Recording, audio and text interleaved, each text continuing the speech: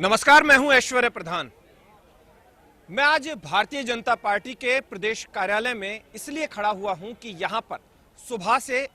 इतनी भीड़ थी कि आखिरकार पुलिस को आना पड़ा और भीड़ को बाहर की तरफ भेजना पड़ा। कारण साफ कि भीड़ इसलिए आई कि लगातार सोशल मीडिया में जो 39 से लेकर 50 नाम तक चल रहे हैं, तो ऐसे में अलग अलग सीटों से लोगों का आना जारी है और वो आकर अपना विरोध उन नामों को लेकर जता रहे हैं जिनका नाम सर्वाधिक चर्चाओं में है। लेकिन ऐसे में बड़ा सवाल यह आता है कि आखिरकार प्रधानमंत्री मोदी जिस बैठक को लेते हैं, उस बैठक में राजस्थान के सभी प्रमुख नेता बैठते हैं और उस बैठक से एक एक करके नाम बाहर आ जाते हैं। और नाम अगर बाहर आते हैं तो उन नामों को बाहर किसने निकाला है, किसने कौन सा नाम किसको बताया है। 2 दिन पहले मैं जिस चीज का जिक्र कर चुका था, उसी चीज का जिक्र मैं अब यहां पर वापस से ना करके संक्षेप में बताते हुए आगे की बात समझाने की कोशिश करता हूं। इसी भारतीय जनता पार्टी प्रदेश कार्यालय में पोर्च में जब आज प्रदेश संगठन महामंत्री चंद्रशेखर का वाहन आता है तो एक बड़ी भीड़ उनके वाहन के पास आती है और कुछ कहना चाहती है। तो दूसरी तरफ एक और समस्या इन दिनों है कि जो टिकट मांग रहे हैं वो तमाम उन नेताओं को ढूंढते नजर आते हैं कि वो नेता जो उस बैठक में थे वो कहां पर है, उन्हें हम जाकर अपनी बात कहें। सामान्य रूप से जब भी टिकट वितरण होता है तो इसी प्रदेश कार्यालय में ऐसी चीजें कई बार देखी गई है। जिसे टिकट मिल जाता है वो खुशी जाहिर करता है और जिसे नहीं मिलता वो विरोध जाहिर करता है। लेकिन ऐसे में एक बड़ा सवाल और निकल कर आता है।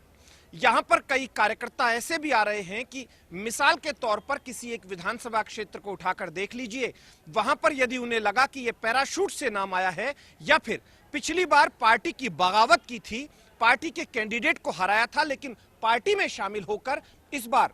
उसके टिकट मिलने की प्रबल संभावना है, तो सभी एकजुट होकर यह कहने के लिए आते हैं कि आप मूल कार्यकर्ता में से किसी को भी टिकट दे दीजिए, लेकिन आप इन्हें रहने दीजिए। सवाल यहीं पर आकर ठहरता है कि आखिरकार जिताऊ को ढूंढा जाए या फिर मूल कार्यकर्ता को ढूंढा जाए, या फिर जिताऊ और मूल कार्यकर्ता को ढूंढा जाए, या फिर सिर्फ और सिर्फ जिताऊ को ढूंढा जाए। लेकिन इन सबके बीच में बड़ा सवाल यह है कि आखिरकार जिताऊ को यदि ढूंढा जाता है तो फिर नाराज को मनाने का काम कौन करेगा। और यहां पर भी 2 तरीके की बातें सामने आती है। एक तो वो नेता जो सिर्फ और सिर्फ पोस्टर लगा देते हैं, बायोडाटा देकर चले जाते हैं और चुनावी दौर में एक्टिव होते हैं और फिर कहते हैं कि भाई साहब मेरा तो टॉप पर नाम था लेकिन नाम कट गया, सर्वे में नाम आ रहा था लेकिन नाम कट गया। और एक नेता वो भी है जो परिवर्तन यात्रा से लेकर आक्रोश जो रैलियां निकल रही थी उनमें लगातार साथ थे, भीड़ भी ले जा रहे थे और परिवर्तन यात्रा के अलावा पार्टी के कार्यक्रमों में भी शामिल हो रहे थे। लेकिन इन सबके बीच में क्या वो 39 नाम या 39 से लेकर जो 50 तक हो चले हैं, क्या वो सही है, या फिर अब कुछ सीटें विधानसभा की ऐसी है जिन पर पुनर्विचार जैसी स्थितियां पैदा हो गई है। क्योंकि मैं किसी क्षेत्र का यहां पर जिक्र नहीं करूंगा, लेकिन एक क्षेत्र ऐसा है, उस क्षेत्र की करीब 5 से 6 सीटों को लेकर सवाल खड़े हो रहे हैं कि आखिरकार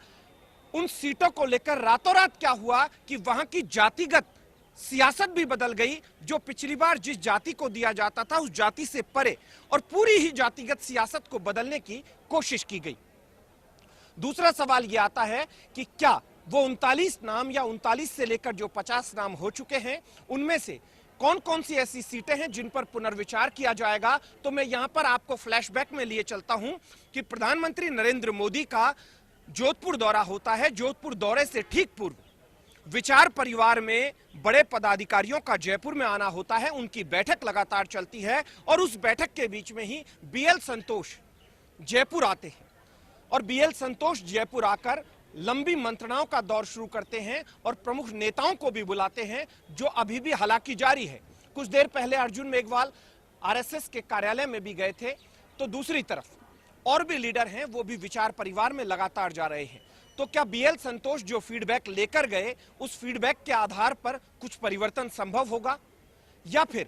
जो सीईसी की बैठक हो चुकी वही नाम फाइनल होंगे। लेकिन बड़ा सवाल है, क्योंकि प्रतिद्वंदी पार्टी है वो लगातार टकटकी लगाए हुए इसलिए देख रही है कि भारतीय जनता पार्टी की सियासत किस तरफ जाती है, और जिस तरफ सियासत जाएगी तो प्रत्युत्तर में जवाब दिया जाएगा। तो तीसरी पार्टियां जो हैं, जो लगातार मैदान में हैं, भले ही उन्हें हनुमान बेनीवाल की पार्टी बोलकर देख लें, या फिर आम आदमी पार्टी, या फिर बसपा, या बसपा से जुड़ी अन्य पार्टियां, या चंद्रशेखर रावण की पार्टी, या असदुद्दीन ओवैसी की पार्टी, बहुत सारी पार्टियां हैं, वो इन दोनों पार्टियों की तरफ देख रही है कि ये पार्टियां किस तरफ जा रही है। लेकिन ये तय मानकर चलिएगा कि इस बार के चुनाव में इन चीजों पर सर्वाधिक महत्व होगा कि आखिरकार क्षेत्र में एक्टिव कौन रहा। भारतीय जनता पार्टी का कार्यकर्ता इस तरफ देख रहा है कि क्या कार्यकर्ता को तवज्जो दी जाएगी या फिर गैर कार्यकर्ता को तवज्जो दी जाएगी, या जो लगातार एक्टिव रहा है उसे तवज्जो दी जाएगी। और यदि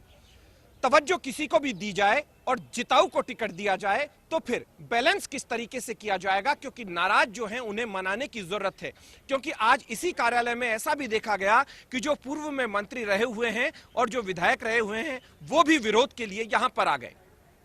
पर्दे के पीछे वो भी विरोध को हवा दे रहे थे। तो दूसरी तरफ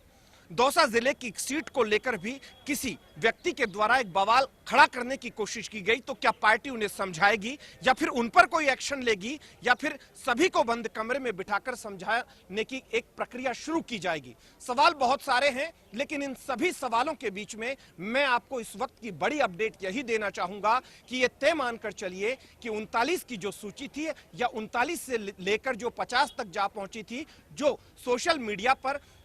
लगातार जारी थी, लगातार चल रही थी, उनमें कुछ बदलाव अब हो सकते हैं। तो दूसरी तरफ आज सूची आने की जो बात की जा रही थी वो आगे और दिनों तक टल सकती है,